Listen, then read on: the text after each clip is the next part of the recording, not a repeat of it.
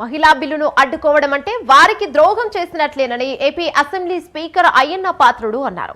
విజయనగరంలో గోవా గవర్నర్ అశోక్ గజపతిరాజును మర్యాదపూర్వకంగా కలిశారు. మహిళలకు రాజకీయ రంగంలో ప్రోత్సహించింది ఎన్టీఆర్ అని అన్నారు. ఉమ్మన పాత్ర చాలా ముఖ్యమైనది. మొట్టమొదటిసారిగా భారతదేశంలో నందమూరి తారక రామారావు గారు చెప్పారు. అందరికీ గుర్తుందో లేదు కానీ అసలు ఆడవాళ్ళకి రాజకీయాల్లో రిజర్వేషన్ ఇచ్చిందే ఎన్టీ రామారావు గారు. అటువంటి పార్టీ తెలుగుదేశం పార్టీ. నేను చూశారు మీరు పార్లమెంట్లో బిల్లు గురించి.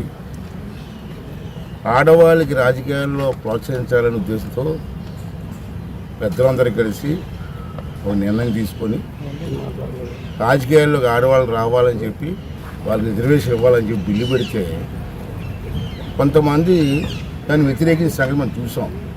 నేను రాజకీయాల గురించి మాట్లాడదలుచుకోవాలి బిల్లులో. ఎందుకంటే ఆడవాళ్ళకి కూడా రాజకీయాలు చేయగలరు, చేసి చూపించారు. మేడం ఇందిరాగాంధీ గారు చేయలేదండి, ప్రధానమంత్రి గారు ఎంతమంది చేశారని. మహిళలు బ్రహ్మాండంగా, మగవాళ్ళ కంటే బ్రహ్మాండంగా చేశారు రాజకీయాలు. అటువంటి వాళ్ళని ప్రోత్సహిస్తే బాగుంటుందని ఉద్దేశంతో అన్ని పార్టీలు కలిపి నిర్ణయిస్తాయి. కొన్ని పార్టీలు దాన్ని వ్యతిరేకించాయి. మహిళలకు చాలా ద్రోహం చేశారని చెప్పి